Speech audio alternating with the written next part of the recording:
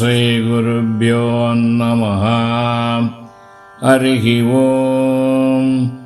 अत श्रीदशरथकृत शनिस्तोत्रम्।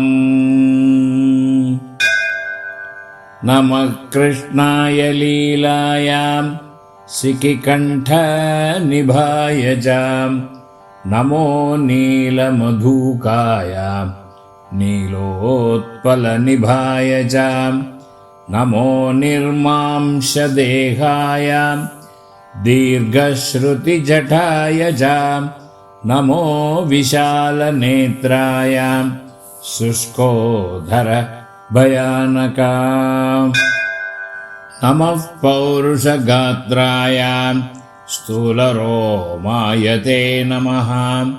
नमो नित्यं क्षुधार्ताय नित्यतृप्ताय ते नमः।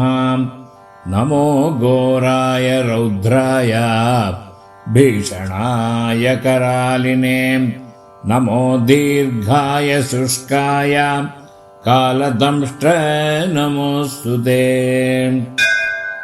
नमस्ते घोररूपाय दुर्निरीक्षाय ते नमः। नमस्ते सर्वभक्षाय वलीमुख नमोऽस्तुते। सूर्यपुत्र नमस्तेऽस्तु भास्वरो भयदायिने। अधो दृष्टे नमस्तेऽस्तु संवर्तक नमोऽस्तुते। नमो मन्दगधे तुभ्यं निष्प्रभाय नमो नमः। तपसा ज्ञानदेहाय नित्ययोगरताय च।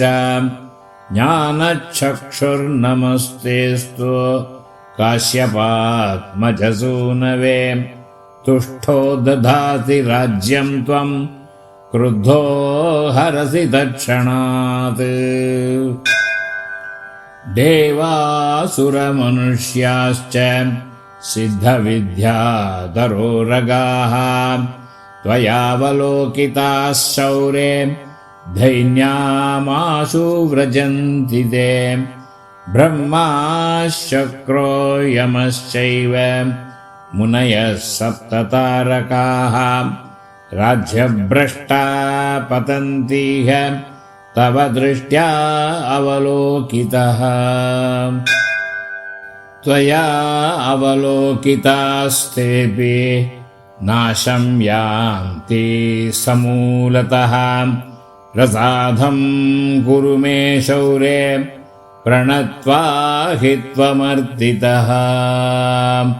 इति श्रीदशरथकृत शनैश्चरस्तोत्रम् सम्पूर्णम्।